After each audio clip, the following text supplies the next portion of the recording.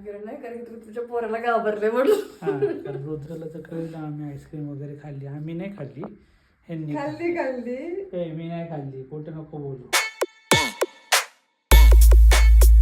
सुप्रभात, good morning. Prashant नवटे ब्लॉग्समध्ये तुमचं सहर्ष स्वागत आहे. तर देवपूजा वगैरे आवरलेली आहे.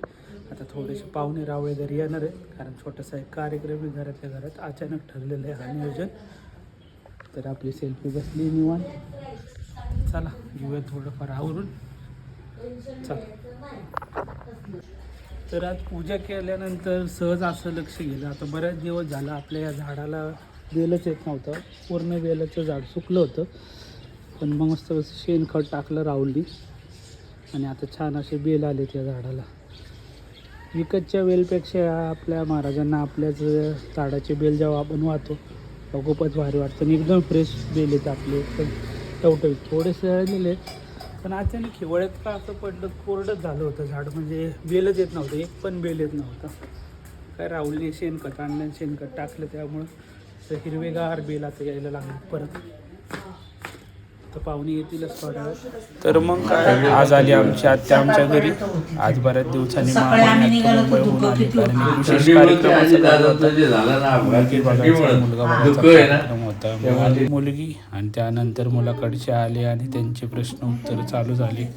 त्यांनी एकमेकांना प्रश्न विचारले मुलीने मुलाला आणि त्यानंतर मुलाकडचे गेले त्यांच्या घरी आणि बऱ्याच वेळ गप्पा मारून मग आत्या पण निघाली मुंबई. अशा प्रकारे फक्त आजचा दिवस नातेवाईकांसोबत गेला आणि ब्लॉग झाला आज कमी. काय झालं कार्यक्रम बघाबघीचा आणि पाहुणे गेले त्यांच्या वाटेला. पुढे मुंबईला प्रस्थान केलं त्यांनी. अशा प्रकारे हा भारी कार्यक्रम झाला, छोटा मोठा अचानक भयानक पण चांगलं झालं. तर